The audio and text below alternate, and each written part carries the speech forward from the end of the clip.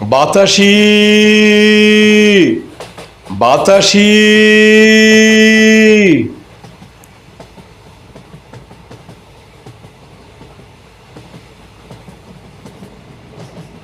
লোকটা ভয়ঙ্কর চেঁচাতে চেঁচাতে গুমটির পিছন দিকে ছুটে গেল।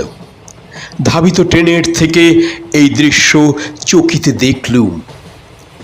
কে বাতাসি? জোয়ান লোকটা অত ভয়ঙ্করভাবে তাকে ডাকে কেন? কেন হাওয়ার ভিতরে বাবড়ি চুল উড়িয়ে পাগলের মতো বাতাসি বাতাসি বলে ছুটে যায়? টুকরো টুকরো কথাগুলি ইদানিং যেন বড় বেশি গোয়ার মাছির মতো জ্বালাচ্ছে। কে যেন কাকে বাঁশের ভিতরে বলেছিল, ভাবতে হবে না, এবারে দুদ্দার করে হেমাঙ্গ ভীষণভাবে উঠে যাবে, দেখে নিস। কে হেমাঙ্গ? কে জানে এখন সত্যি দুদ্দার করে সে কোথাও উঠে যাচ্ছে কিনা।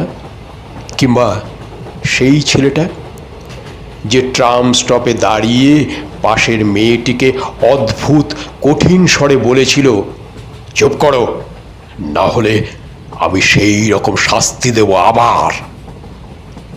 কে জানে সেই রকম মানে কি রকম? আমি ভেবে যাচ্ছি, ক্রমাগত ভেবে যাচ্ছি, তবু গল্পের শেষটা যেন নাগালে পাচ্ছি না।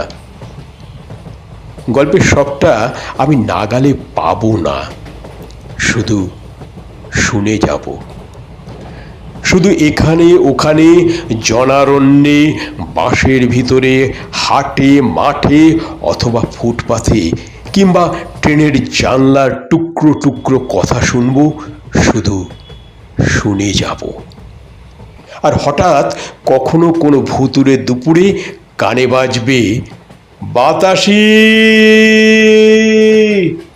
বাতাসি।